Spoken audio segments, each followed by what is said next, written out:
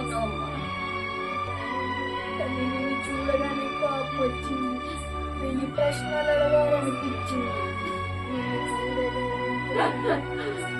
అంత మాట అనొద్దు బాబు.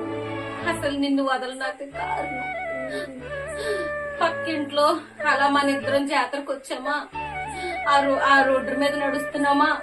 అప్పుడు ఏమైందంటే అలా రోడ్డు మీద నేను నడుస్తున్నాను.